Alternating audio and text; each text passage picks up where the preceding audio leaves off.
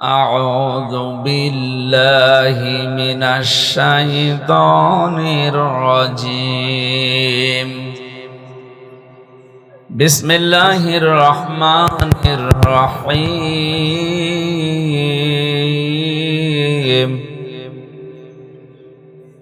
وسارعوا إلى مغفرة من ربكم وجنة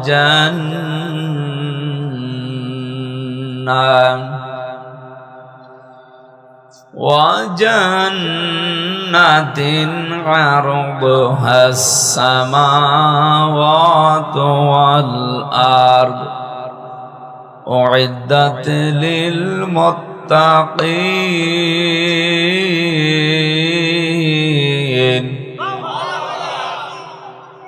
أعدت للمتقين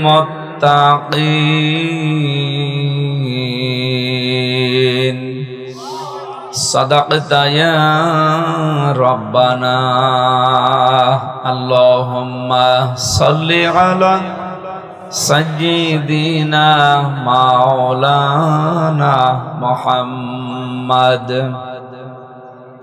আজকের এই আয়োজন কোরআনের সাথে সম্পৃক্ত।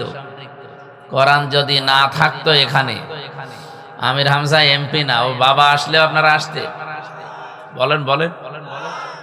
সুতরাং কোরআনের জন্য যারা এসেছেন আজকে তারা আনন্দিত এবং খুশি, কোরআন এখানে আছে এই জন্য।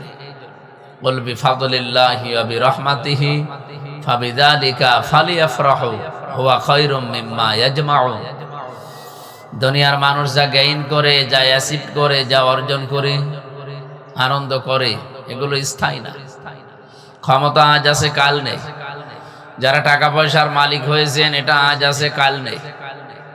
এমনকি বহু মানুষ বুঝে হোক না বুঝে হোক নিজেদের সম্পদগুলো তারা এক কেন্দ্রিক কাউকে দিয়ে অন্য পক্ষকে ফাঁকি দেয়।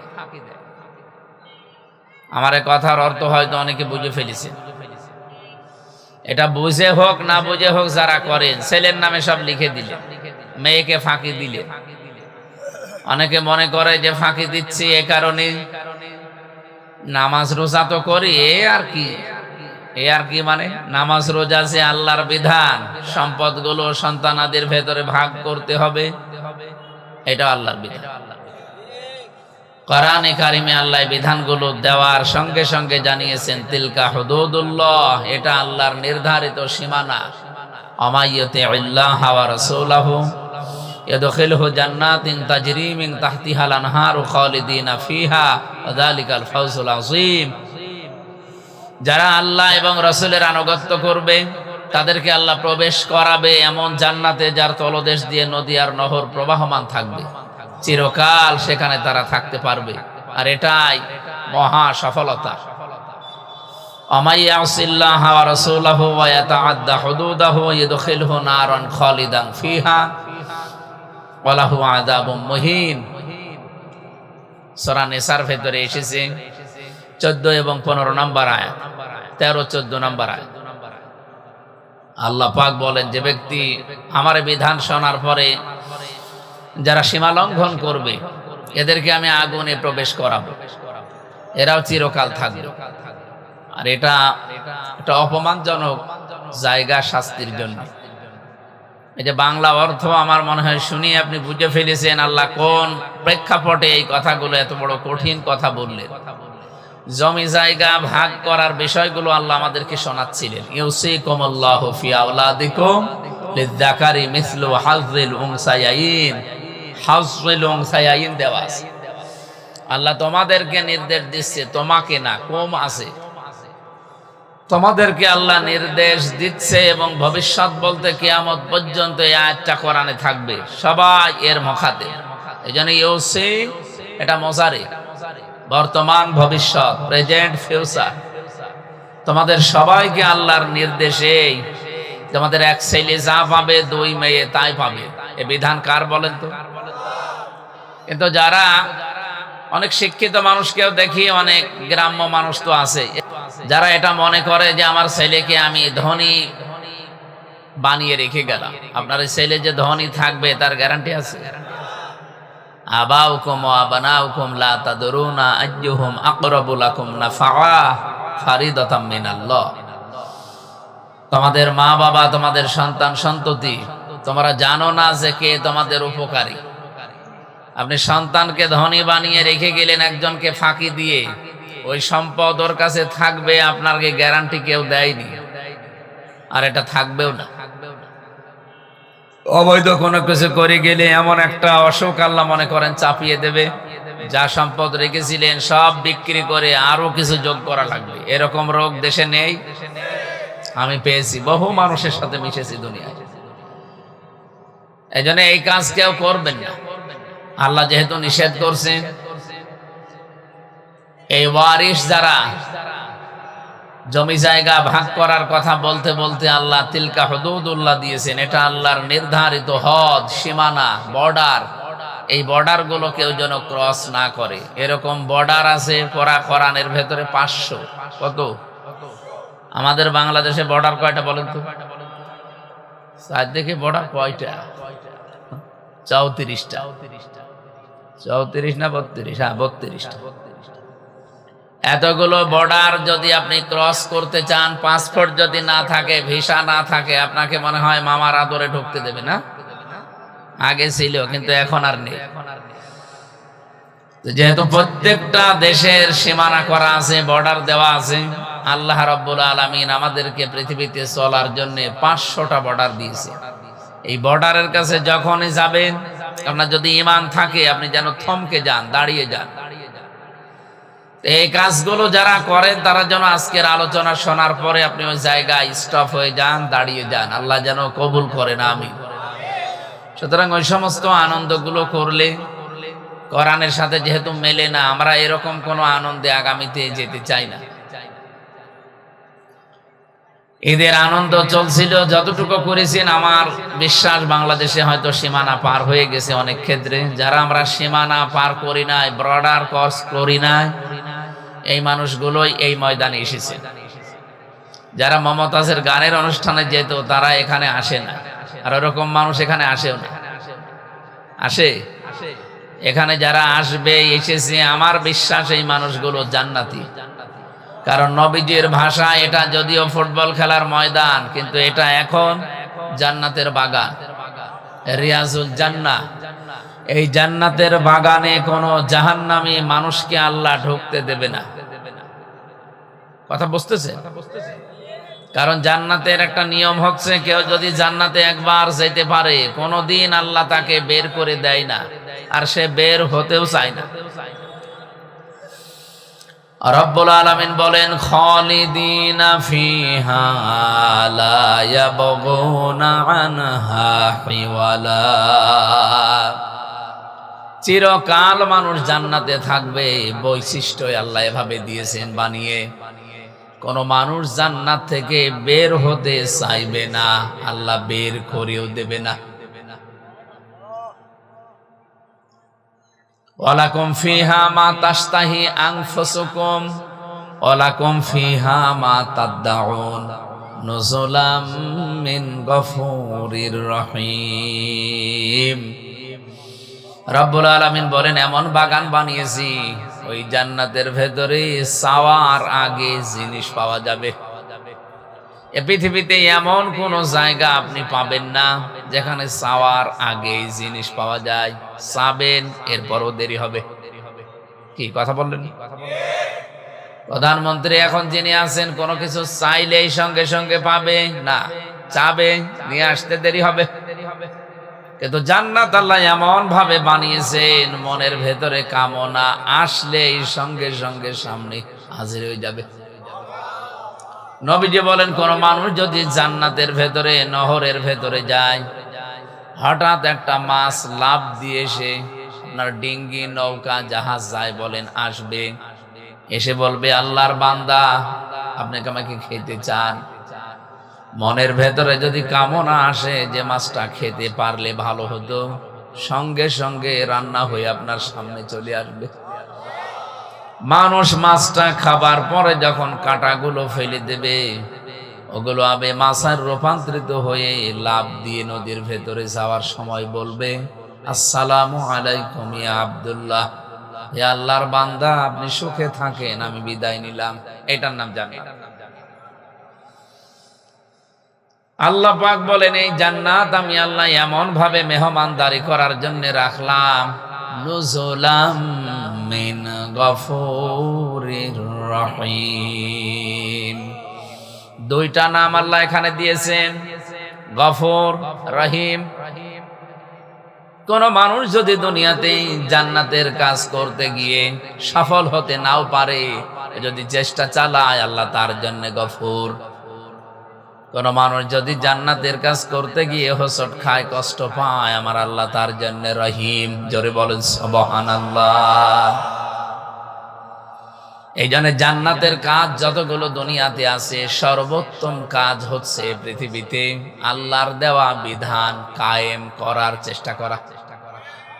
কথা খুব অল্প সময় বলবো, এই জন্য চিন্তা ভাবনা করে শুনবেন। আমি গতানুগতিক কথা বলি না, টেবিল মেবিল ভেঙে ফেলবো, একেবারে এদিক ওদিক চলে যাবো না, আমার অভ্যাসও নেই আর আমি পারিও না। আমি যা বলবো এখান থেকে যেন আমরা শিক্ষা নিতে পারি। রব্বুল আলামিন কোরআনে কারিমে আমার যতটুকু আয়ত্ত আছে, আমার এই ব্রেনের ভেতরে এটা অলরেডি ঢুকেছে।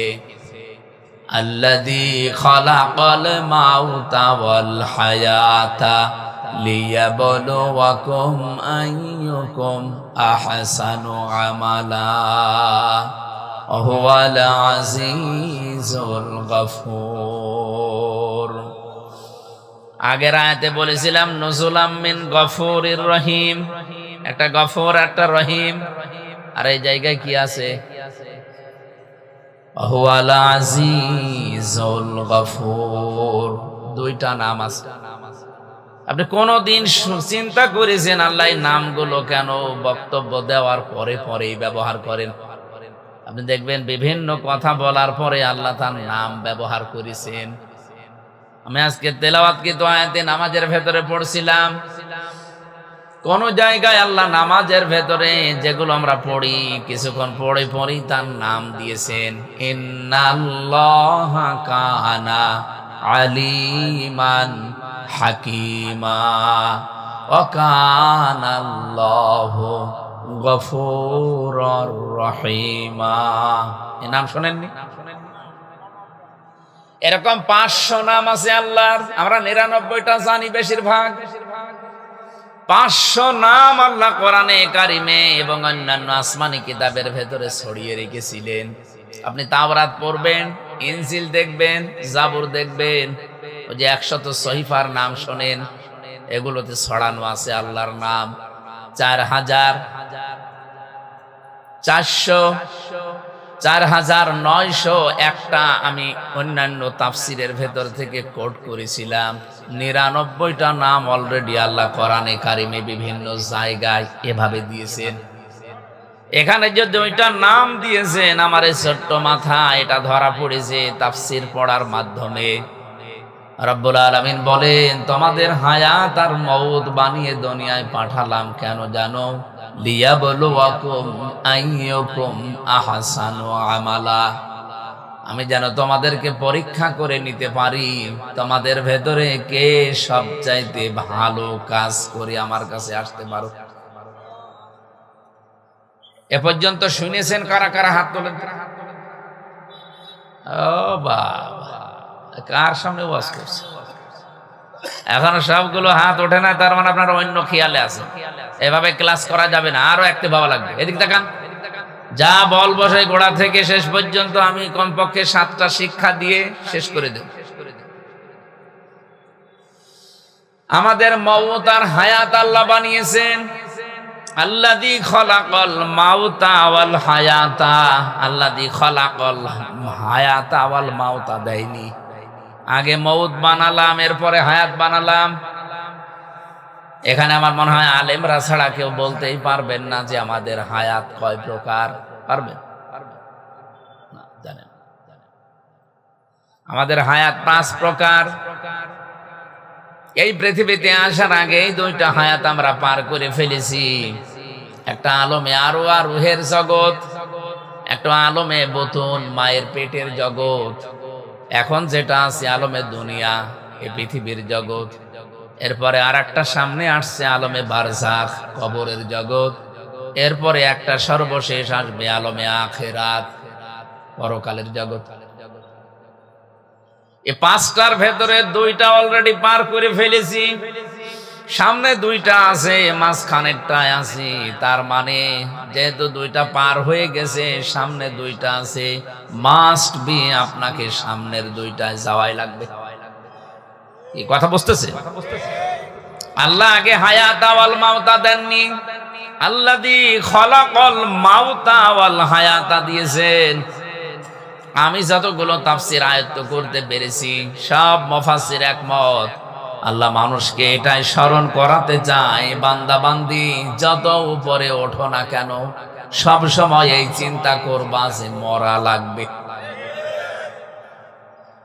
এই চিন্তাটা যার ভেতরে যত বেশি বদ্ধমূল হবে, ওর দুনিয়ার জীবন তত বেশি পরিচ্ছন্ন হবে। আমি যত উপরে উঠি না কেন, আমি যেহেতু একেবারে এমপি পর্যন্ত হয়ে গেছি, এখন এই দেশের সর্বোচ্চ আর একটা ধাপ আছে মন্ত্রী, এরপরে আর নেই। আমি যত উপরে উঠি না কেন, এই চিন্তা যদি আমার থাকে যে আল্লাহ আমার মরা লাগবে, আমার দ্বারা দুর্নীতি করা সম্ভব না। এরপরে আল্লাহ দিয়েছেন লিয়াবলুয়াকুম, লি মানে জানো, তোমাদের সবাইকে আল্লাহ পরীক্ষা করতে চান। আইয়ুকুম, তোমাদের ভেতরে কে আহসানু আমালা, আকসারু আমালা দেয়নি আল্লাহ, যে বেশি বেশি কাজ করে আসতে পারে। আল্লাহ বলেন আমার বেশি কাজ লাগবে না, আমার ভালো কাজ লাগবে। কি কাজ? আমি চাই মানুষ যেন ভালো কাজ করে আসে। এই পৃথিবীতে যত ভালো কাজের কথা আল্লাহ কোরআনে কারিমে আমাদেরকে শুনিয়েছে, আমাদের আগে মুসা নবীকে, হযরত ঈসা নবীকে দাউদ নবীর মাধ্যমে, আদম নবীকে, শীষ নবীকে, যত নবীকে তার উম্মতদেরকে শুনিয়েছে, সব চাইতে ভালো কাজ কোরআন পড়ে আমি পেয়েছি, জমিন যার বিধান চলবে তার। এটা আমি কি ভুল বললাম? আপনার সূরা আশ-শুরার 13 নম্বর আয়াত পড়বেন, সূরা আরাফের 54 নম্বর আয়াত পড়বেন, সূরা ইউসুফের 40 নম্বর আয়াত পড়বেন। পুরা কোরআনে এরকম 918 জায়গায় ডাইরেক্ট ইনডাইরেক্ট আমি পেয়েছি। যেহেতু জমিন যার, এখানে বিধান আইন কানুন চলা লাগবে তার।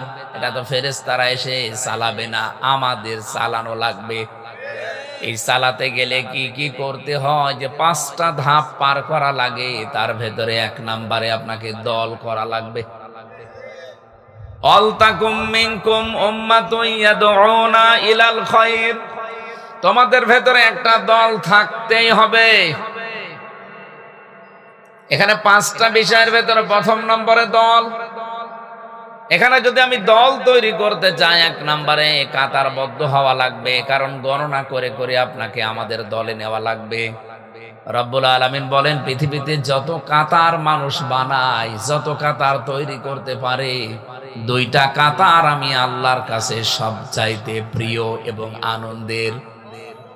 এই 2টা কাতারে যাদেরকে দেখি, তাদের দেখলে আমি আল্লাহর ভালো লাগে, আমার পছন্দ হয় তাদেরকে। কয়টা? আরো জোরে বলেন, আর একবার বলেন। আপনি দেখেন তো কোন কাতারে আছেন, নাকি না বলবো না? বলেন, বললে হবে, মানা লাগবে। 1 নম্বরে কাতারের নাম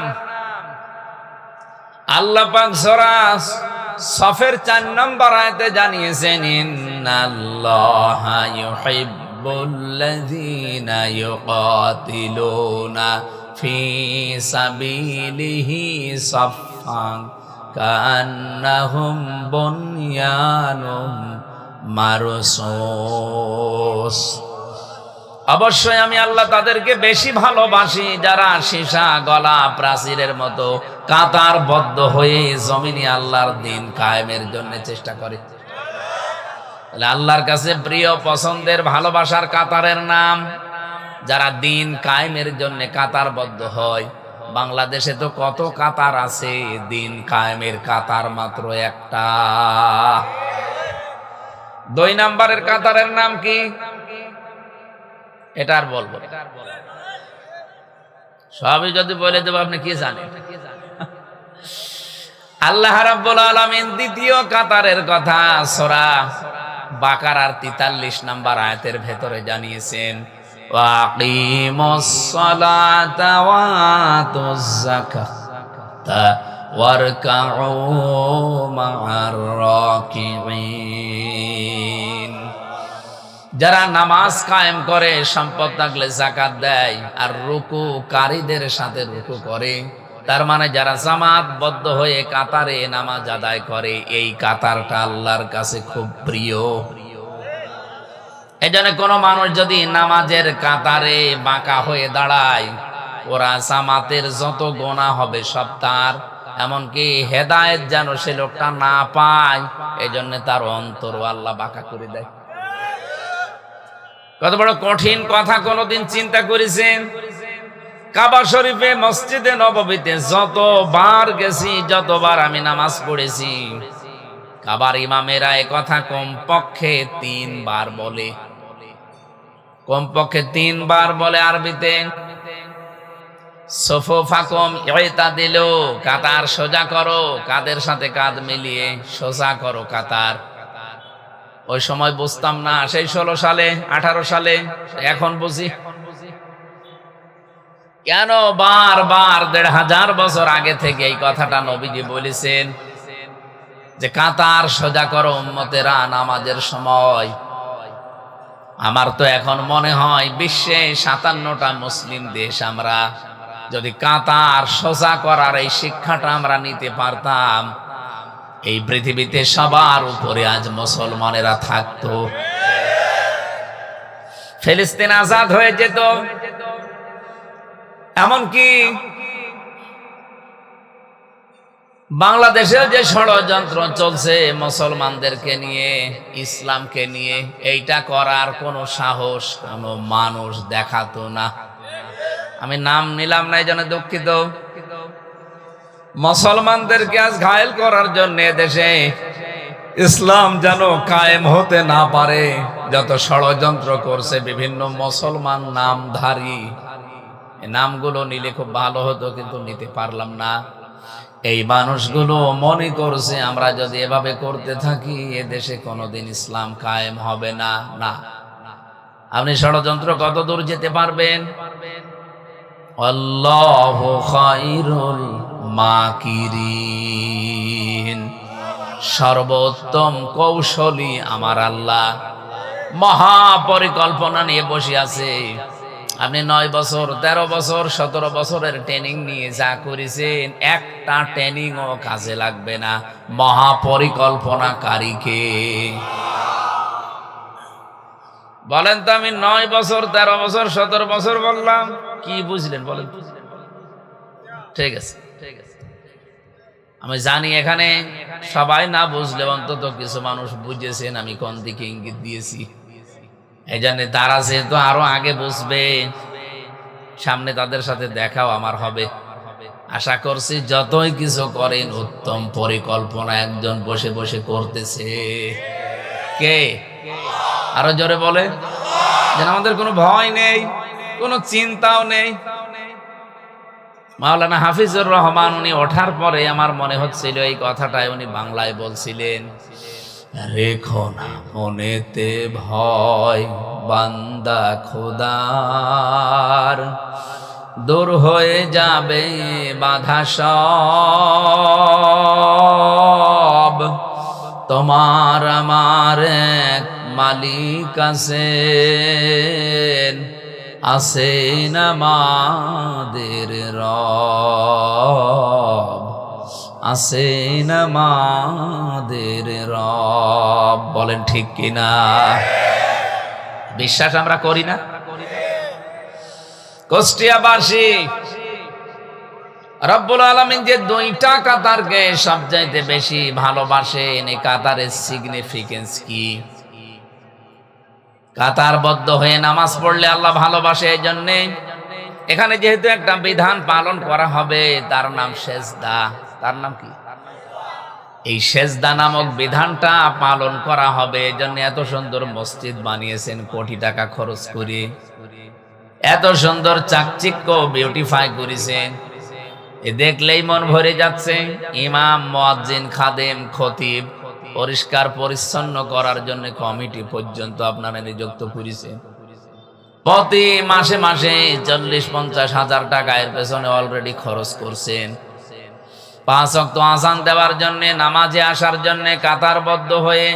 এটা তো শুধু অনুষ্ঠান, এই অনুষ্ঠান থেকে মূল শিক্ষা এটা যে কাতার যেভাবে প্রতিদিন 5 বার করে সোজা করি, পৃথিবীতে এখানে বিধান পালন করা হবে মাত্র একটা। এখনো আল্লাহর 499টা বিধান বাকি আছে। এগুলো আমাদের ব্যক্তি, পরিবার, সমাজ, রাষ্ট্র, দুনিয়াতে চলানো লাগবে। একটা বিধান পালন করার জন্য যদি এত কিছু করা লাগে, এত অনুষ্ঠান করা লাগে, 499টা বিধান পালন করার জন্য কত কিছু করা লাগবে আপনি বলেন। এই শিক্ষাটাই নামাজের কাতারে আমাদের দেয়। এখানে যেমন সব আমরা এক হয়ে গেছি আল্লাহর একটা বিধান পালন করতে, এখান থেকে বের হয়ে সমাজে, রাষ্ট্রে, পৃথিবীতে যেখানে আমরা যাব, মুসলমান আমরা যারা আল্লাহর বিধানের জন্য সব এভাবে এক হয়ে যাব। এই শিক্ষাটা মানুষ যদি নেয় তাহলে ওই কাতার আল্লাহর কাছে খুব প্রিয়, পছন্দনীয়। দ্বিতীয় কাতারের নাম যেটা বলেছিলাম প্রথমে, তার নাম দিন কায়েমের যে কাতার। রব্বুল আলামিন বলেন এটা আমি আল্লাহর কাছে সবচাইতে ভালো কাজ। যালিকুম খায়রুল লাকুম ইন কুনতুম তা'লামুন। এইটাই ভালো কাজ। কে বলছে? বলেন বলেন। আল্লাহ পাক বলেন এইটাই ভালো কাজ যদি তোমরা বোঝো বা জানো। সুতরাং এই কাজে যারা আছে, দিন কায়েমের কাজ করতে গিয়ে, আল্লাহর বিধান জমিনে কায়েম করতে গিয়ে যদি কোনো ভুল ত্রুটি হয়ে যায়, কোনো গুনাহ হয়ে যায়, আল্লাহ বলেন হতাশ হওয়া যাবে না। আহুয়াল আজিজুল গফুর, দুইটা নাম দিলাম আমি, একদিকে আজিজ আর একদিকে গফুর। এই পৃথিবীতে আমার বিধান যারা কায়েম করার জন্য, প্রতিষ্ঠা করার জন্য চেষ্টা করবে না, কাজ করবে না, এদের জন্য আমি আজিজ। ওরা যদি মনে করে কিছুই তো হয় না, কিছু হবে না, না, আমি কিন্তু আজিজ, আমার ধরা বড় শক্ত ধরা। যারা দিনের জন্য কিছু করে নাই, দিনে জমিনে কায়েম হবে, প্রতিষ্ঠা হবে, এর জন্য যাদের কোনো পরিশ্রম নেই, প্রচেষ্টা নেই, কোন চেষ্টা করে নাই, কাজ করে নাই, আল্লাহ তাদেরকে ধরেছে বড় শক্ত করে। কারণ তার নাম প্রথমেই তিনি দিয়েছেন আজিজ। কি দিয়েছেন? নামটা শুনলেই মনে হচ্ছে শক্ত কিছু হবে। আজিজ মানে মহাপরাক্রমশালী। 2 নম্বরে আল্লাহ গফুর দিয়েছেন। আমি তো কিছু মানুষকে দেখতে পাচ্ছি তারা নিস্তব্ধ ভাবে কথাগুলো বোঝার জন্য শুনতেছেন। কোন শব্দ যদি কেউ বোঝার জন্য চেষ্টা চালায়, 500 রাকাত নফল নামাজ পড়ার সওয়াব হয়। কিছু মানুষকে আমি টের পাচ্ছি, আপনারা শুনতেছেন, বোঝারও চেষ্টায় আছেন। রব্বুল আলামিন বলেন দিন কায়েমের কাজ করতে গিয়ে যদি কোনো ঝামেলা হয়, জীবনে বাধা প্রাপ্ত হও, পৃথিবীতে হয়তো ভুল ত্রুটি হয়ে যেতে পারে, গুনাহ হয়ে যেতে পারে, আমি আল্লাহ পাক ঘোষণা দিলাম আমি গফুর, আমি মাফ করে দেব। কি বুঝলেন এতক্ষণ পর্যন্ত? যা বললাম তার সামারাইজ। এ পৃথিবীতে সবচাইতে বড় ভালো কাজ আমার আল্লাহর কাছে জমিনে তার বিধানটা পালন করার জন্য চেষ্টা করা, কায়েম করার জন্য চেষ্টা করা। আমরা এখানে যারা এসেছি আল্লাহর বিধান জানবো, এরপরে মানবো, বাস্তবায়ন করব, এইটাই আমাদের নিয়ত। কথা বলেন, কথা বলেন। এই নিয়ত নিয়ে যারা বসে আছেন জান্নাতের এই বাগানে, জীবনেও কোনোদিন আল্লাহ আপনাকে আর জাহান্নামে দেবে না যদি আপনি নিজে যেতে না চান। প্রশ্ন আসতে পারে, নিজে যেতে না চান মানে? হযরত ইদ্রিস নবী আলাইহিস সালাম, উনি অনেক জালিলুল কদর একজন নবী ছিলেন। আযকুর ফিল কিতাবি ইদ্রিস ইন্নাহু কানা সিদ্দীকান নাবিয়্যা। আল্লাহ বলেন, স্মরণ করো ইদ্রিস নবীর কথা, আমার কিতাবের ভেতরে তাকে আমি বর্ণনা দিয়েছি। তিনি একদিকে সত্যবাদী, আর একদিকে তিনি নবী ছিলেন। হযরতে ফেরেশতা আজরাইল একবার ডাক দিয়ে বলে, রব্বুল আলামিন, আমার তো জীবনের বহু আশা তুমি পূরণ করে দিয়েছো, এই একটা মাত্র আশা আমার বাকি আছে। তোমার নবী ইদ্রিসকে আমার খুব ভালো লাগে, তুমি যদি অনুমতি দাও আমি তার সাথে বন্ধুত্ব করতে চাই। আল্লাহ পাক বলেন, ঠিক আছে, অনুমতি দিলাম, গিয়ে দেখো, চেষ্টা করি। উনি এসে বললেন, আমি আজরাইল, আপনার সাথে বন্ধুত্ব করতে চাই। বলেন তো, আমাদের সাথে কেউ যদি এই পর্যায়ে আসতো, আগেই রাজি হয়ে যেতাম। এই কথা বলেন না।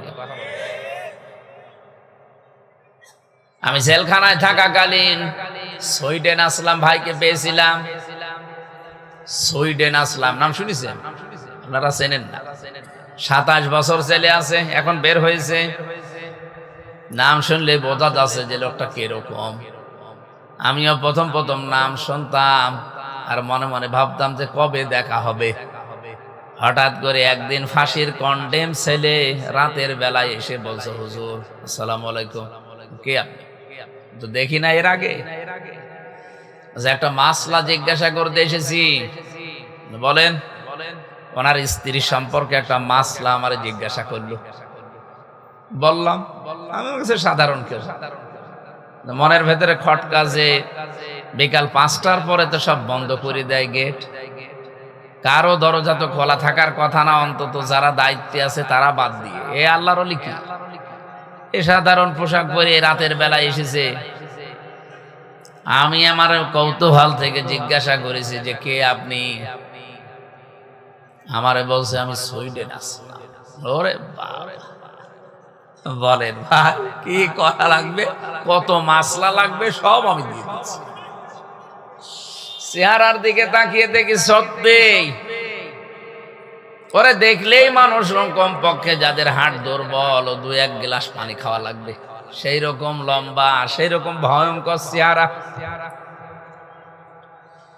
এই মানুষ আসলে আমি দেখেন কন্ডেম সেলের ভেতরে আমার তালা লাগানো, এরপরও আমি ভয়ে বসা থেকে শোয়া ছিলাম, শোয়া থেকে বসে এরপরে দাঁড়িয়ে গেছি।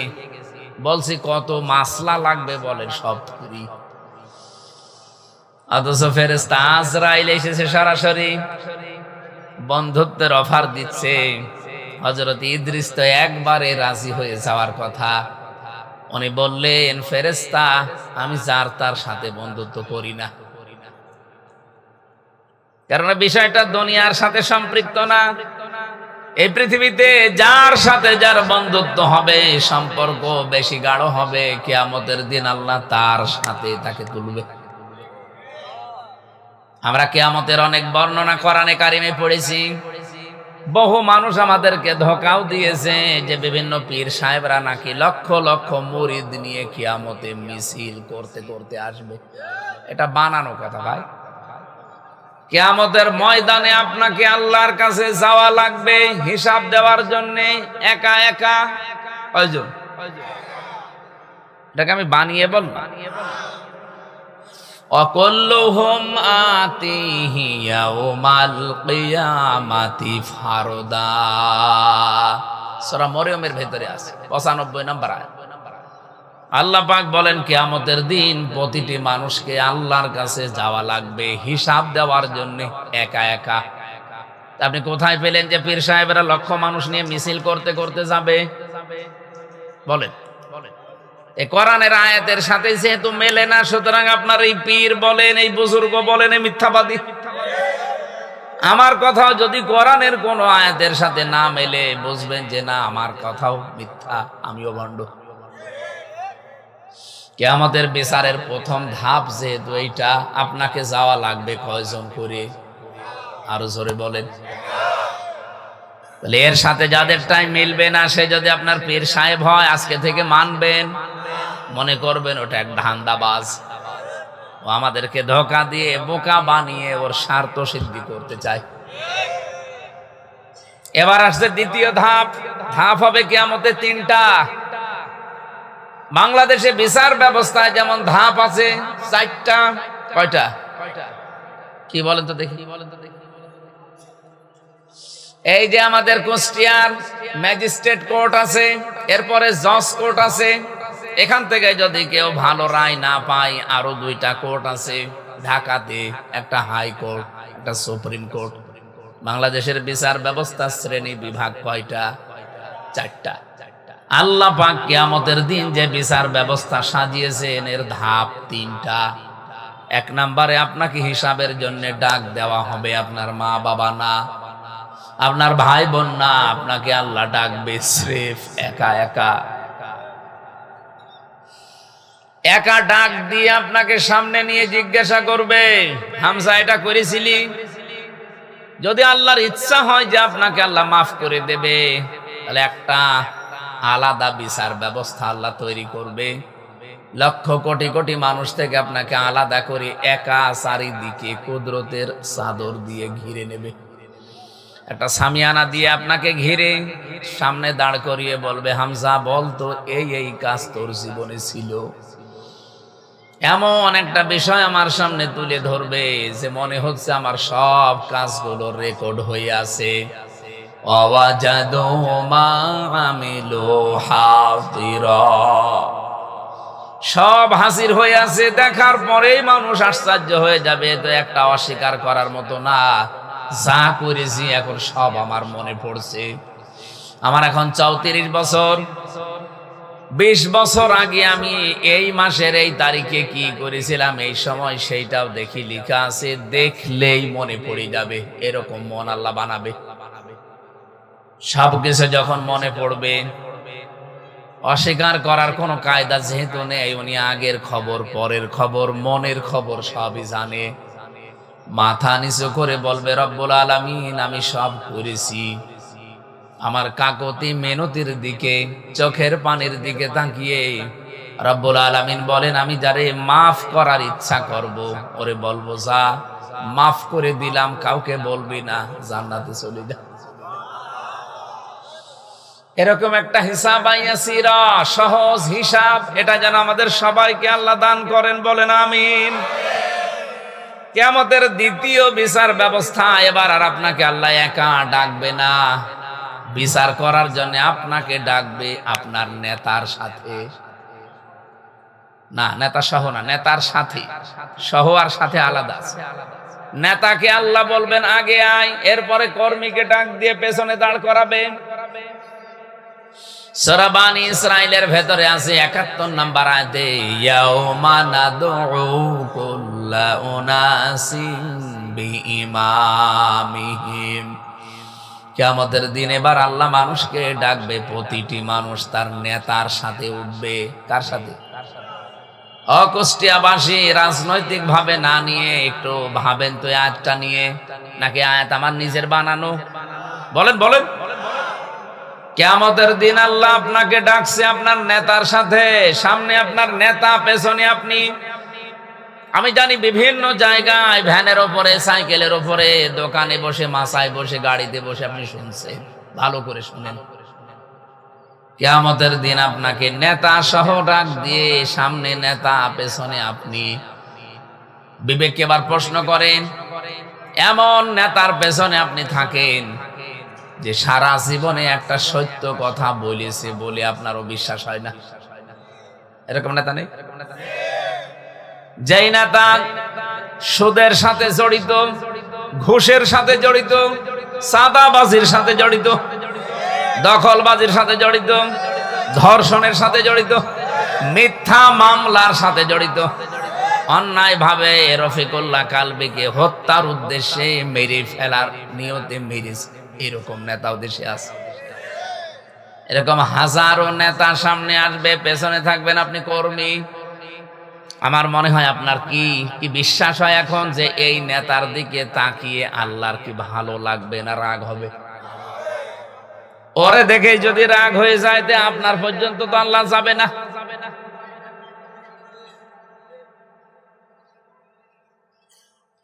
আমার তো আয়াতটা পড়ে তাফসীর যখন আমি মিলাই, আমার ভয় হয় বাংলাদেশে বহু মানুষ এই নেতার কারণে ধরা খাবে। এখানে ধরা খাওয়া মানুষ আছে না নেই? কারা কারা আছেন হাত তোলেন তো। এই একজন আপনি ধরা খাবে। ও যদি এখনই মনে হয় বিশ্বাস হয় যে আমি ধরা খাবো, ও আসলেও ধরা খাবে, কারণ ওর নেতা ঠিক নেই। এই নেতা ঠিক আছে আপনার? ঠিক নেই। অবশ্যই আপনার নেতা মিথ্যা মামলা দিয়ে বাণিজ্য করেছে, এই জন্য আপনার বিশ্বাস হচ্ছে না।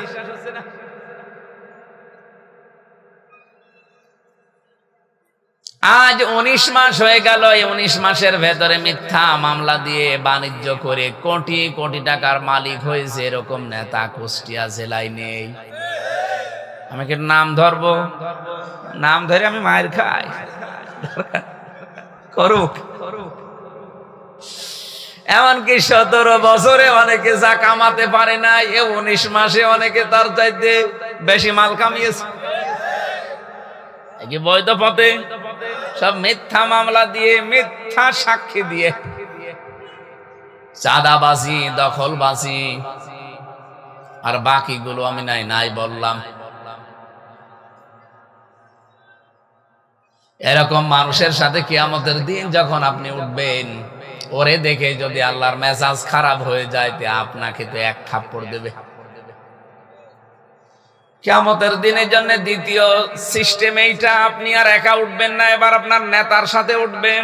আপনাকে আমি সতর্ক করলাম, এখন কি করবেন আপনার বিবেক যা বলে মেনে নেন। আপনি এখন নেতা পাল্টাবেন না, ওইটার সাথেই থাকবেন। দেখেন অবশ্যই থাকবো, থাকেন, থাকবে। 3 নাম্বারটা বলি নাকি? এই ভাইয়া উঠে চলে যাচ্ছেন মানে? এই আমি কি নিজের স্বার্থে কথা বলছি? আমি আপনাকে বাঁচাতে এসেছি। কিয়ামতের দিন এটা হবে আমি জেনেছি কোরআন থেকে, আপনি জানেন না তাই জানালাম। এরপরও যদি আপনি ওই লাইনে থাকেন, আপনাকে আমি একটু ঠেলা দিয়ে যান। তৃতীয় যে সিস্টেম, এবার আর আপনি একা না, নেতা না, এবার উঠবেন সবাইকে নিয়ে। সবার সামনে আল্লাহ দাঁড় করিয়ে আপনার বিচার করার জন্য প্রথমে মুখের উপরে, এরপরে হাতের, মুখের উপরে সেলাই লাগিয়ে, হাত দিয়ে, পা দিয়ে, আপনার বিভিন্ন অঙ্গ প্রত্যঙ্গ দিয়ে কথা বলাবে। সূরা ইয়াসিনের 65 নাম্বার আয়াতে আল্লাহ আমাদেরকে স্মরণ করিয়েছেন, আলিয়াউমা নাখতিমু আলা আফওয়াহিহিম ওয়া তুকাল্লিমুনা আইদিহিম ওয়া তাশহাদু আরজুলুহুম বিমা কানু ইয়াকসিবুন। বলেন আল্লাহু আকবার। কুষ্টিয়াবাসী বড় আবেগ নিয়ে, ভালোবাসা নিয়ে কথা বলছি আপনাদের সামনে। আমি নিজেও আছি এই আলোচনার ভেতরে। কিয়ামতের দিন সত্যি কিন্তু আমরা অনেকেই ধরা খাবো। হযরত ইদ্রিস নবী এইটা খেয়াল করে বলেছিলেন, ফেরেশতা আমি যার তার সাথে বন্ধুত্ব করি না।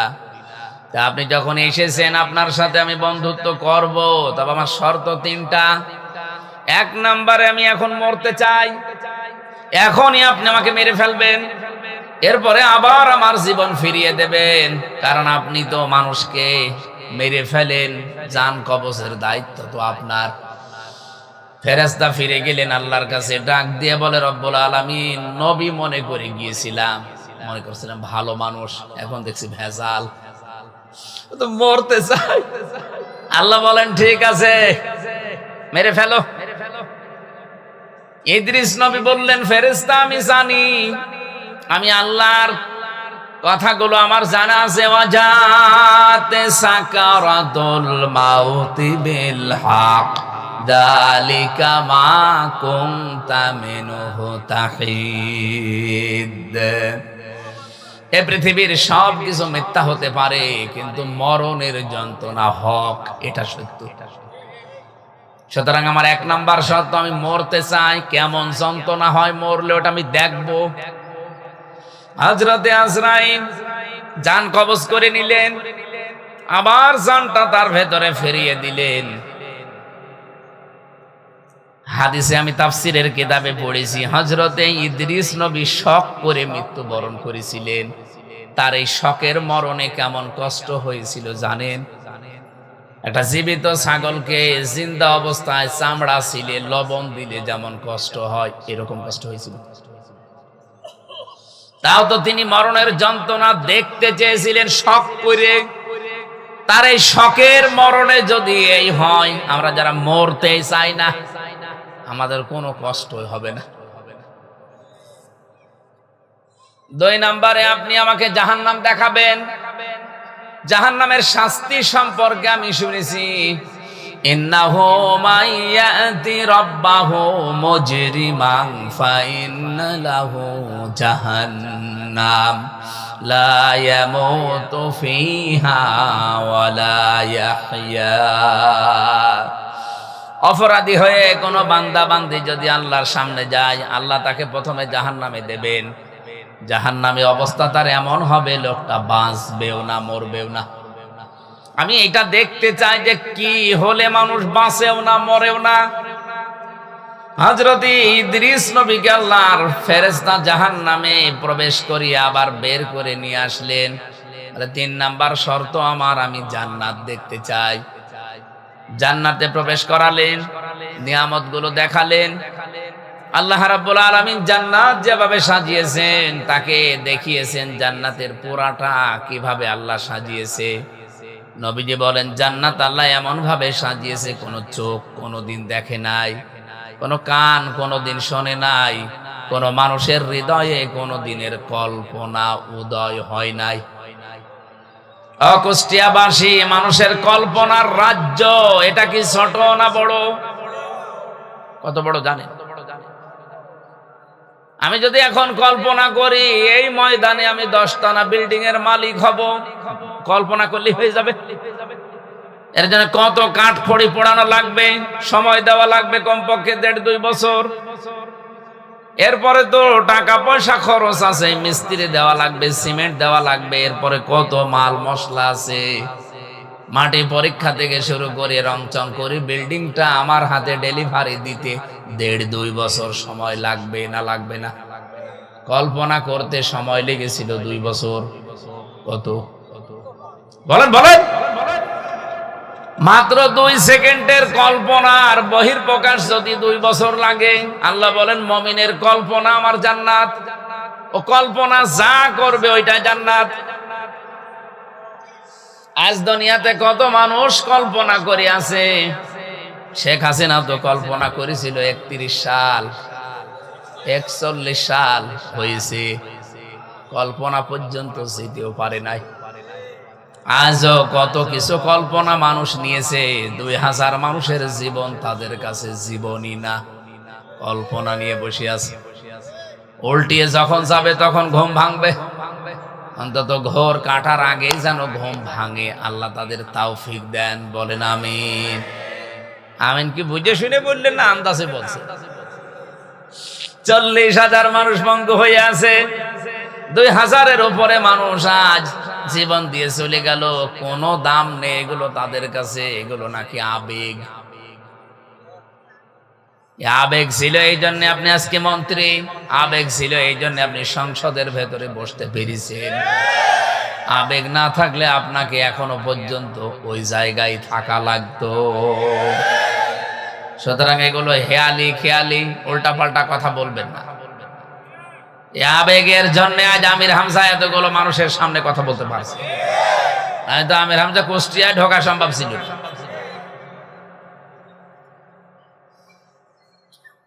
জান্নাত পরিভ্রমণ করছেন, হঠাৎ ফেরেশতা ডাক দিয়ে বলে, আল্লাহর নবী চলেন এবার বের হয়ে যায়। হযরত ইদ্রিস নবী বললেন, ফেরেশতা আমি আল্লাহর ঘোষণা জানি, খালিদিনা ফিহা আবাদা। অন্য জায়গায় আমি জানি লা ইয়াবগুনা আনহা হিওয়ালা।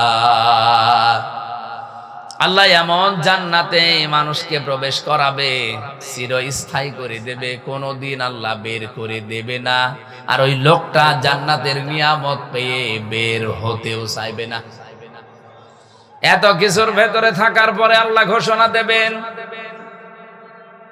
লাহুম মা ইয়াশাউনা ফিহা ওয়া লাদাইনা মাজিদ।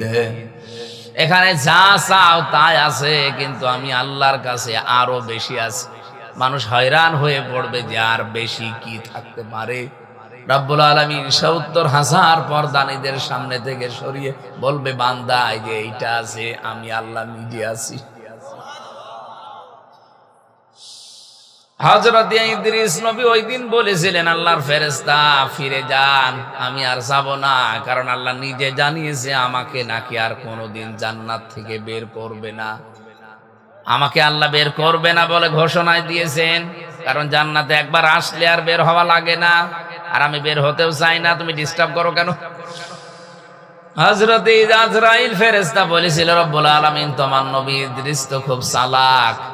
আল্লাহ পাক বলেন, ফেরেশতা ফিরে আসো, এইটাই আমি ইদ্রিসের কপালে লিখে রেখেছিলাম। আমার ঘটনা বলা উদ্দেশ্য না, আমার এখানে একটা শিক্ষা আছে। ইদ্রিস নবী এখনো জান্নাতে আছে, আল্লাহ ওনাকে বের করে দেয়নি, আর উনি বের হতেও চাইনি। কথা বলেন না কেন? এটা যদি নবীজির কথা অনুযায়ী জান্নাতের বাগান হয়, আল্লাহ আমাদেরকে যখন এখানে প্রবেশ করিয়েছে আর বের করে দেবে না, আর আমরা বের হতে যেতেও চাই না। এরপরেও যেটা বের হয়ে যাবে মনে করবেন ওর জান্নাত ভালো লাগছে না। এবার ওঠেন তো দেখি, দড়ি ছাড়া বেঁধে ফেলেছি, কেউ যেতে পারবেন না অন্তত না, সারা রাত না, আর 20 মিনিট থাকবেন না। আর গুরুত্বপূর্ণ একটা আয়াত পড়েছি, এই আয়াতকে সামনে নিয়ে কথা বলবেন ইনশাআল্লাহ।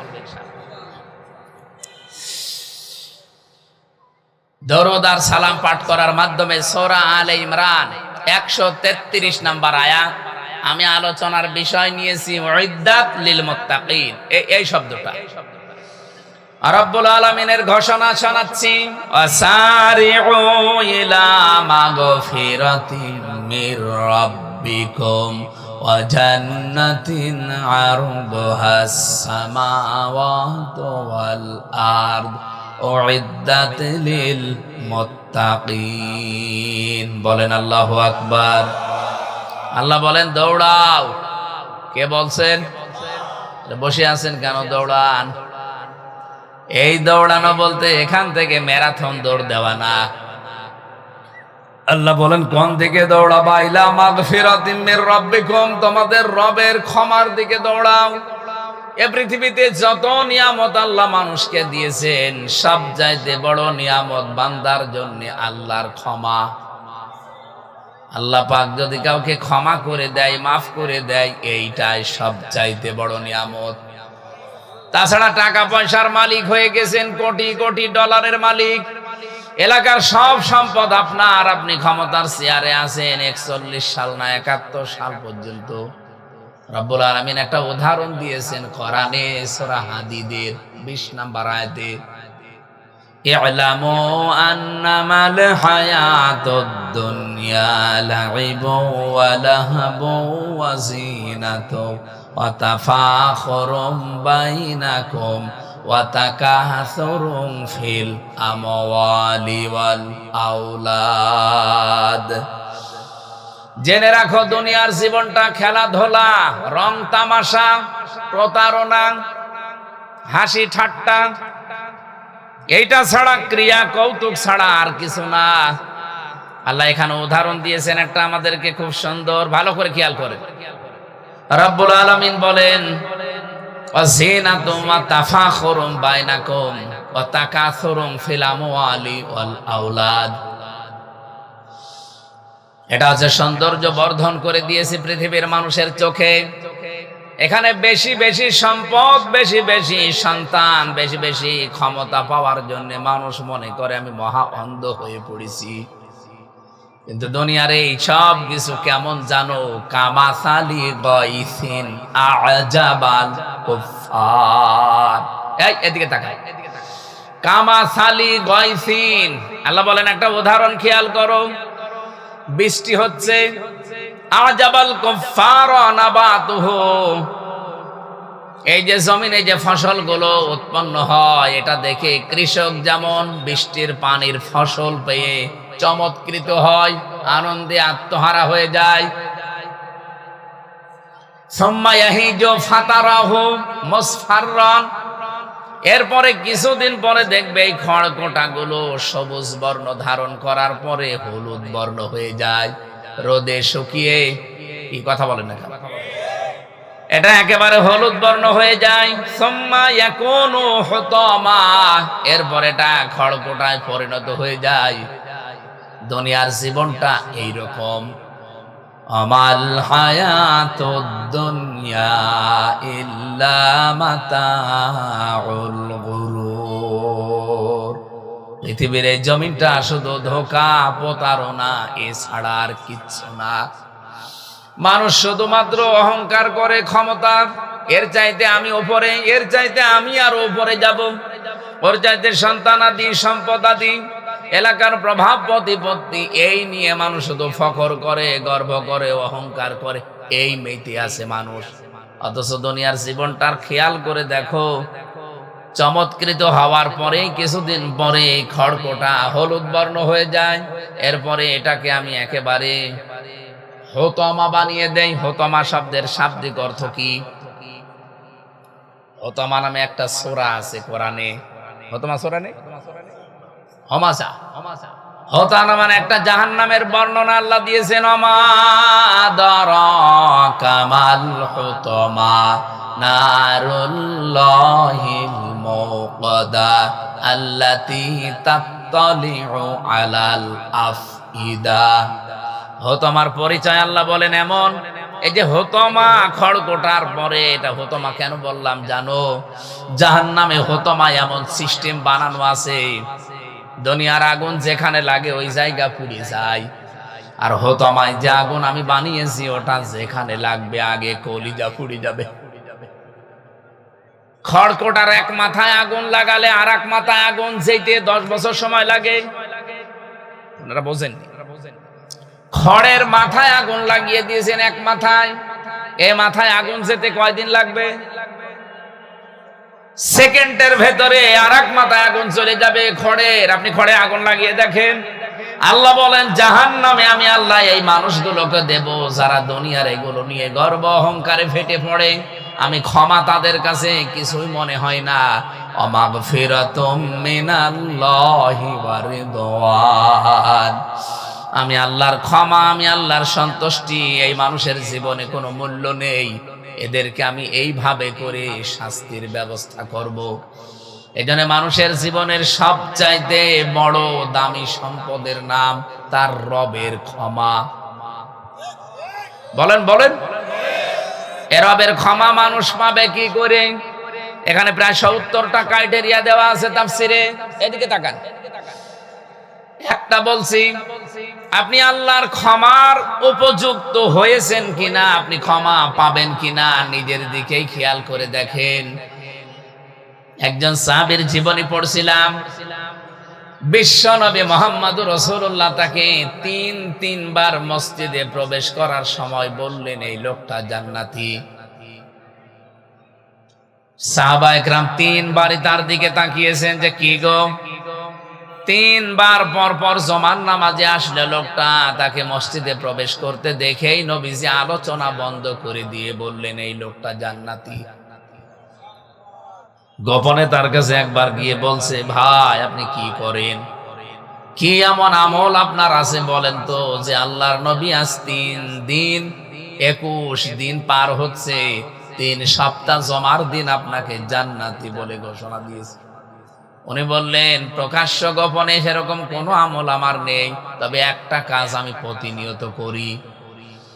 সারাদিন পরিশ্রম করার পর সকাল সন্ধ্যা বেলা রাতের বেলা যখন আমি ঘুমাতে যাই, বালিশে মাথা দিয়ে আমি চিন্তা করি যে আমার কারো উপরে কোনো অভিমান নেই, ক্ষোভ নেই, রাগ নেই, কোনো অনুযোগ নেই, সব আমি আল্লাহর জন্য সবাইকে আজ মাফ করে দিলাম। একটা শান্ত নির্মল পরিচ্ছন্ন মন নিয়ে আমি ঘুমিয়ে গেলাম।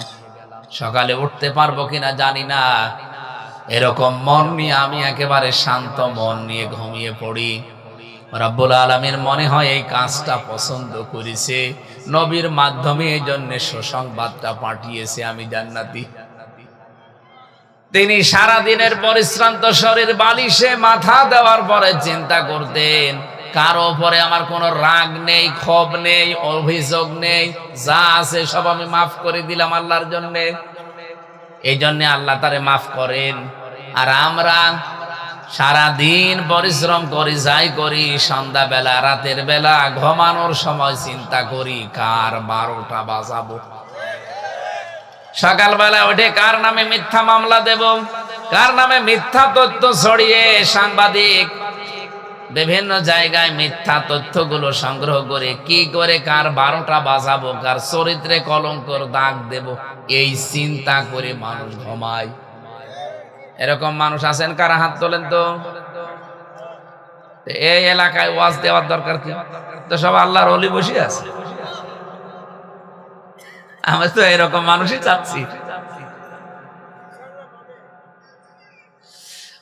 কুষ্টিয়াবাসী ওই সাহাবীকে নবীজি যেভাবে সুসংবাদ দিয়েছিলেন, ক্ষমা মাফ, আমরাও এই কাজটা আজকে থেকে করতে চাই। আমার মনে হয় রাজনৈতিক যত দল এই দেশে আছে, ধর্মীয় যত দল আছে, যত জায়গাগুলো আছে প্রতিষ্ঠান কেন্দ্রিক বাংলাদেশে, সব জায়গা থেকে যদি আমরা এই চিন্তাটা করতে পারতাম ঘুমানোর সময়, যে আমার কারো উপরে কোনো রাগ নেই, অভিযোগ নেই, কোন রকমের কোনো কিছু নেই, সব আমি আল্লাহর জন্য মাফ করে দিলাম, বাংলাদেশ কালকে সকালেই জান্নাত হয়ে যাবে। কি কথা বোঝেন আমার? এই কথার ওজন কত আপনি টের পেয়েছেন? আমি কিন্তু সবগুলোকে পেছিয়েছি। এইটাই দরকার ক্ষমা পাওয়ার জন্য। 70টার ভেতরে এইটা একটা। আপনাকে আল্লাহ মাফ করবে, মাফ করবে কি দেখে? এই পৃথিবীতে কোন মানুষ যদি সমর্থ থাকার পরেও কাউকে মাফ করে দেয়, মহান আল্লাহ ওই মানুষের 70টা অপরাধ মাফ করে দেয়। এই সুযোগটা থাকার পরও আমরা অনেক সময় কাজে লাগাই না। আমরা আরো সেই পুরাতন রাগগুলো কি করে তোলা যায় সেই চিন্তা করে। এই যে বুঝে ফেলেছি, পুরাতন রাগ কি করে মনে মনে করে কোথায় কি হয়েছে সেইগুলো তুলে তুলে মানুষের উপরে রাগ খাটায়।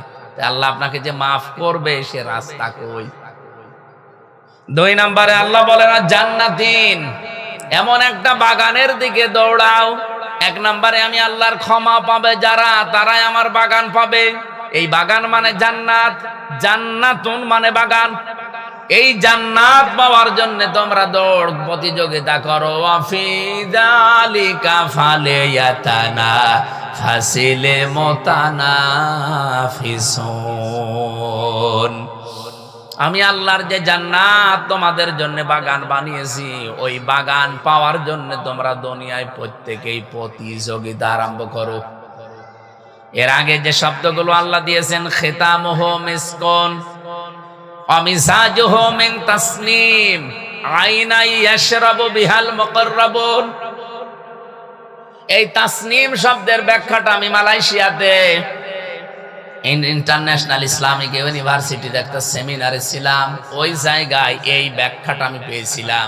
এদিকে তাকান ভাই, রব্বুল আলামিন যে তাসনিম শব্দটা দিলেন, ঝর্ণা ধারা, এই ঝর্ণা থেকে কি পানি বের হয় সেই পানির একটা বর্ণনা দিচ্ছিলেন ডক্টর জাকির নায়েক, আর রাশিয়া বিশ্ববিদ্যালয়ের একজন শিক্ষক।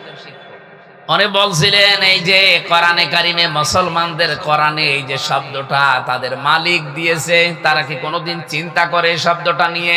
আমিজাজুহু মিন তাসনিম আইনা ইয়াশরাবু বিহাল মুকাররাবুন। এমন একটা বাগান, এমন একটা ঝর্ণা ধারা থেকে মানুষকে আল্লাহ পানি পান করাবে, তার নিকটবর্তী বান্দাদেরকে এই ঝর্ণা থেকে পানি পান করাবে। আমরা যারা সামনে বসে আছি, প্রায় 42টা দেশের বিশ্ববিদ্যালয়ের ছেলেমেয়েরা প্রশ্ন ছুড়ে দিয়েছে যে বলো তো এই পৃথিবীতে সবচাইতে দামি পানির নাম কি? তাসনিম আইনুন ইয়াশরাবু বিহাল মুকাররাবুন, যেটা পান করবে। উনি কোরআনের আয়াত থেকে একটা ব্যাখ্যা দিতে গিয়ে আমাদেরকে, কেউ তো বলতে পারে না, কেউ কেউ জানিয়েছে যে হ্যাঁ জমজমের পানি খুব দামি। উনি বলছে না, জমজমের পানি 1 লিটার কয় টাকা নেবে? বাংলাদেশের নাই 500 টাকা। আমার মনে হয় এখানে অনেকে জানেন কি জানেন না আমি জানি না, অ্যাকোয়া ক্রিস্টোলা, নীতা আম্বানি আছে না ভারতের, এই মহিলা পান স্বর্ণের বার গোলানো কি যেন দেয় ওর ভেতরে, যৌবন ঠিক থাকে, চেহারায় ভাঁজ পড়ে না। হাফ লিটার পানির দাম হচ্ছে 55 লক্ষ টাকা। আমার মাঝে মাঝে চিন্তা হয় ওর জীবনী পড়লে, ও যদি অন্তত 5 বোতল পানি খায়, যাতে এতটুকু বোতল হয়, 5 বোতল পানি সারা দিনে খায়, কমপক্ষে 3 কোটি টাকার শুধু পানি খায়।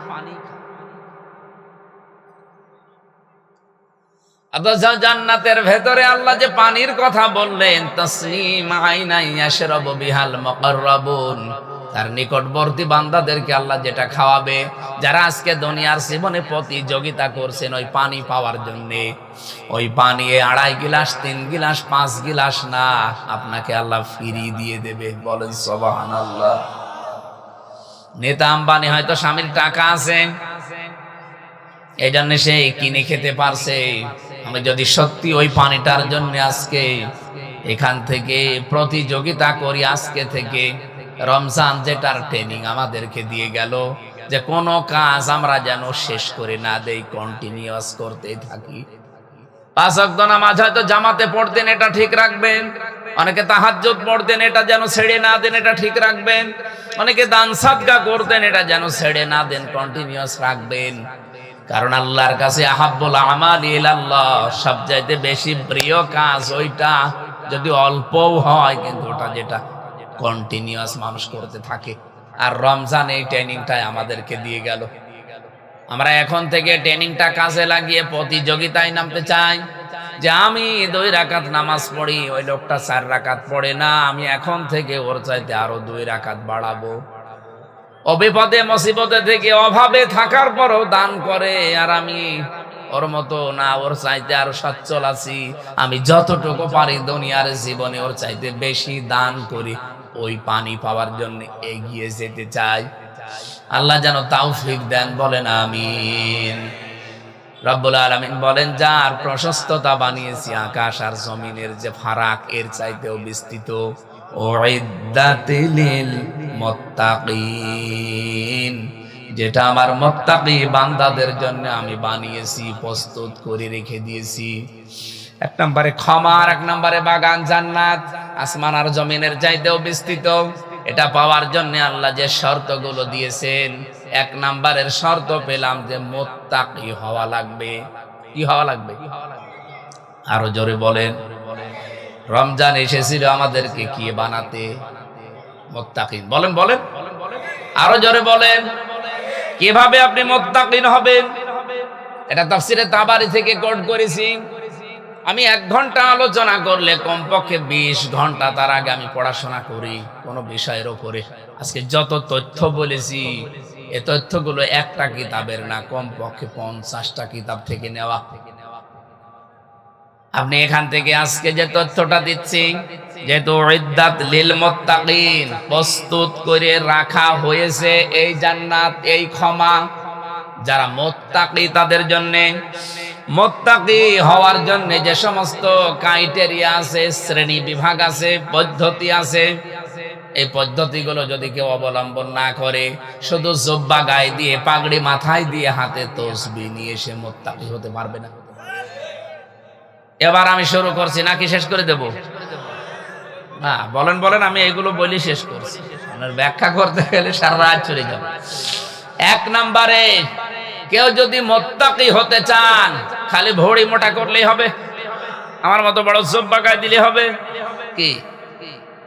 1 নম্বরে নবীজি বলেন, তাকে হকের অনুসন্ধানকারী হওয়া লাগবে। সে হক তালাশ করে বেড়াবে, কোথায় সত্য পাওয়া যায়, হক পাওয়া যায়, এই অনুসন্ধানে সেতে লেগে থাকবে। আজকে থেকে আমি সহ প্রত্যেকে এটাই লেগে থাকতে চাই। কথা বলে না কেন? আমাদের জাতির পিতা ইব্রাহিম আলাইহিস সালাম এটা করেছিলেন।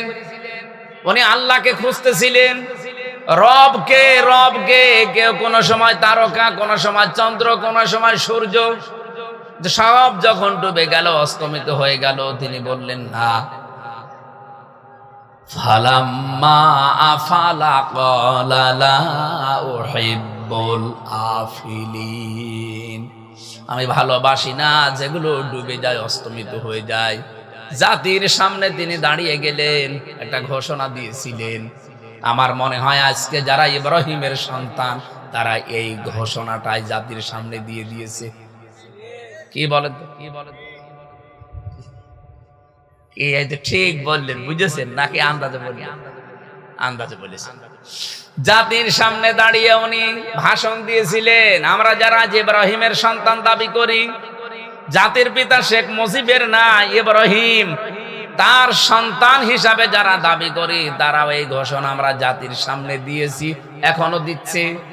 ইন্নী ওয়াজ্জাহাতু ওয়াজহিয়া লিল্লাযী ফাতারাস সামাওয়াতি ওয়াল আরদা হানিফা ওয়া মা আনা মিনাল মুশরিকিন।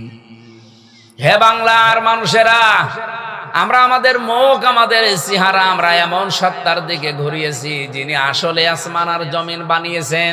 উদ্ভাবক হানিফা, আমার লোক দেখানোর জন্য না, ক্ষমতায় যাওয়ার জন্য না, কারো মন পাওয়ার জন্য না, আমরা সত্যিই মুখ ফিরিয়েছি আল্লাহর দিকে একনিষ্ঠ ভাবে। আমানা মিনাল মুশরিকিন, আমরা কিন্তু মুশরিক না, শিরিক করি না। এই কথাটাকে আমরা লোক দেখানোর জন্য বলি প্রতিদিন।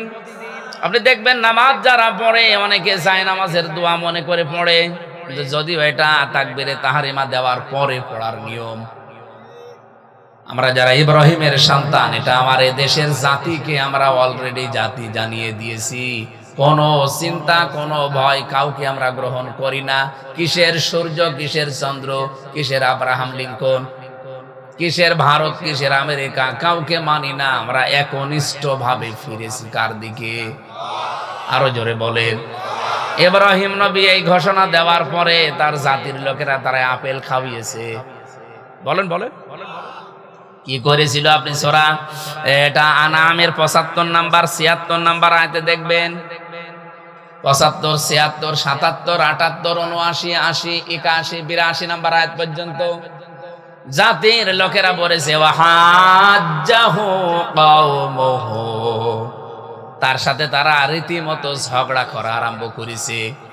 আজ বাংলাদেশে সত্যি দেখবেন যারা এই দেশে আল্লাহর আইন একনিষ্ঠভাবে কায়েম করতে চায়, তাদেরকে পায়ে পাড়া দিয়ে অনেকে আজ ঝগড়া করতে চেষ্টা করছে। আমার তো আয়াতগুলো পড়লে মনে হয় এই মাত্র নাজিল হইল, 1500 বছর আগে না, এই মাত্র আগে নাজিল হচ্ছে।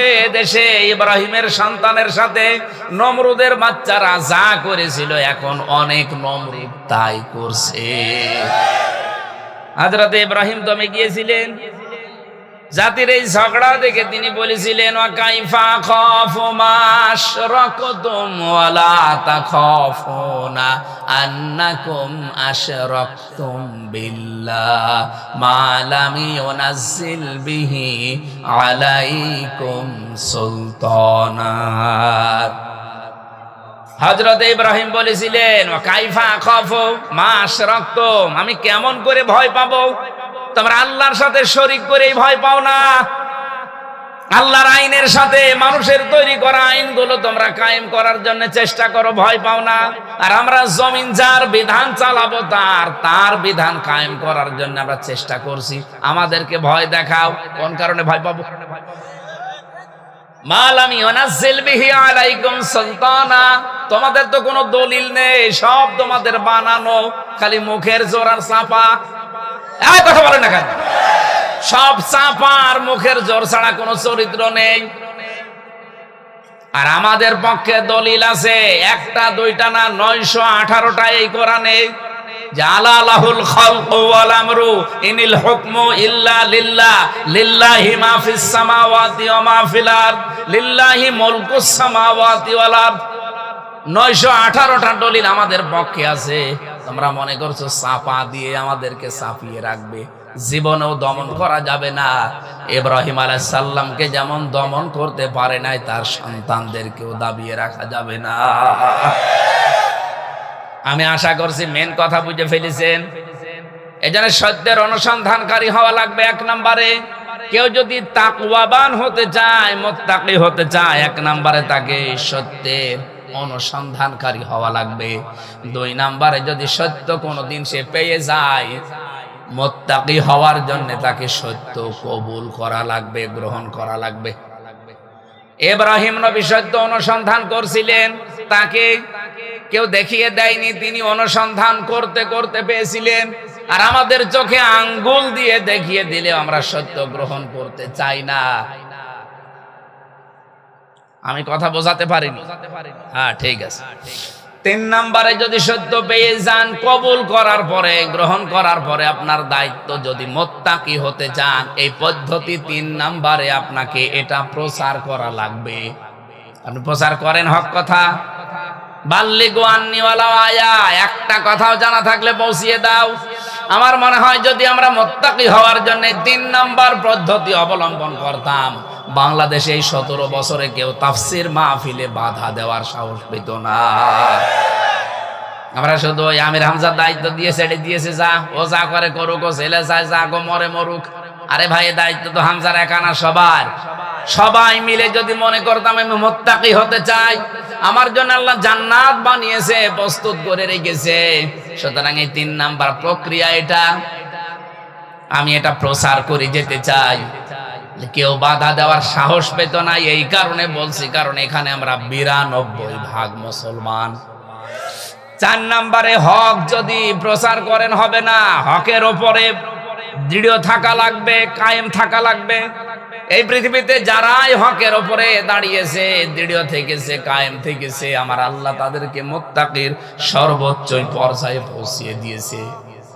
আমি নিজে অনেকগুলো মানুষ জীবনে দেখেছি, আমার এই চোখে দেখা সেলখানার ভেতরে বহু মানুষকে আমি হকের ওপরে টিকে থাকতে দেখেছি। ফাঁসির দড়ি সামনে চলতেছে, 1 বিন্দু বিসর্গ পরিমাণে টলে নাই।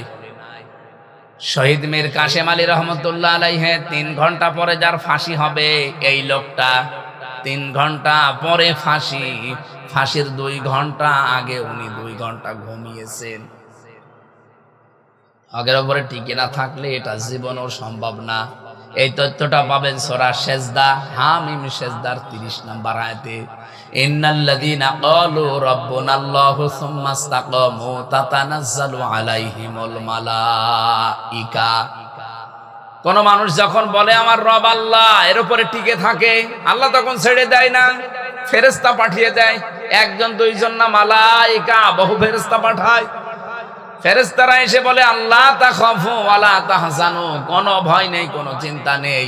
ওয়াবশিরু বিল জান্নাহ, ওই জান্নাতের সুসংবাদ গ্রহণ করেন। আল্লাতী কুনতুম তুআদুন, যার ওয়াদা আল্লাহ তোমাদের সাথে করেছেন। বলেন সুবহানাল্লাহ। যে কারারক্ষী তাকে পাহারা দিত, কুতুবউদ্দিন, আমারও পাহারা দিত ওই লোকটা। আমারে বলছিল, হামজা ভাই, আমার আজ পর্যন্ত মাথায় ধরে নাই 3 ঘন্টা পরে যে লোকটার ফাঁসি, সে 2 ঘন্টা ঘুমাইলো কি করে। আমি ওনারে ওই দিন বলেছিলাম, কুতুব ভাই আপনার মাথায় ধরবে না, আমার মাথায় ধরেছে। সূরা হামিম সেজদা আমারে আগেই জানিয়েছে। সত্যি যদি কোনো মানুষ টিকে থাকতে পারে হকের উপরে, ওকে আল্লাহ ফেরেশতা নাযিল করে হলেও সাহায্য করবে। এটা কি করেছে নাকি সামনেও করতে পারে? 5 নম্বরে হকের উপরে তাকে হক কায়েম করা লাগবে। হক যদি আপনি পেয়ে যান, শুধু নিজে দৃঢ় থাকবেন হবে না, হককে কি করে কায়েম করা যায় জমিনে, এই সত্যকে, এই চেষ্টা আপনার থাকা লাগবে। এই তথ্যটা সূরা শুরার 13 নম্বর আয়াতে আছে। 6 নম্বরে শুধু কায়েম করলেই হবে না, যদি হক একবার কায়েম হয়ে যায়, এটা কিভাবে টিকে থাকে সেই জন্য চেষ্টা করা লাগবে। পদ্ধতি বললাম কয়টা? বলেন বলেন। এই 6টা পদ্ধতি হচ্ছে মুত্তাকি হওয়ার। আল্লাহ নিজে জানিয়েছেন, পুরা কোরআন থেকে বলছি, যাদের জন্য আল্লাহ বানিয়েছেন, জান্নাত প্রস্তুত করে রেখেছেন, তার ক্ষমা, এই মানুষগুলো এই পদ্ধতিতে যদি যেতে পারে, সে আল্লাহর দৃষ্টিতে মুত্তাকি হবে। তার জন্য জান্নাত আল্লাহ বাগান প্রস্তুত করে রেখেছেন। বলেন সুবহানাল্লাহ। নিজের স্ত্রী বাদ দিয়ে অন্যের প্রতি যাদের আকর্ষণ, পরকীয়া প্রেমে যারা লিপ্ত, এরকম মানুষ দেশে নেই? তাদের জন্য একটা ঔষধ আছে কোরআনে কারীম, সূরা নূরের 30-31 নম্বর আয়াত। বললেন বাবা সুবহানাল্লাহ বলছে। ও গম এসেছিলেন, তাও ভালো। কুল্লিল মুমিনিনা ইয়াগুদ্দু মিন আবসারিহিম ওয়া ইয়াহফাযু ফুরুজাহুম যালিকা আযকা লাহুম ইন্নাল্লাহা খাবীরুম বিমা ইয়াসনাউন। এই আয়াতটা তাফসীর সহ পড়বে।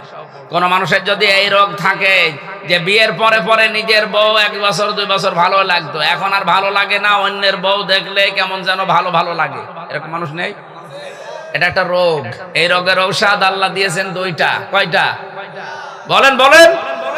একটা হোমিওপ্যাথি, একটা অ্যালোপ্যাথি, নাকি কি বলেন? 1 নম্বরে আল্লাহ বলেন এই দৃষ্টি নিম্নগামী করা লাগবে। 2 নম্বরে লজ্জা স্থানের হেফাজত করা লাগবে।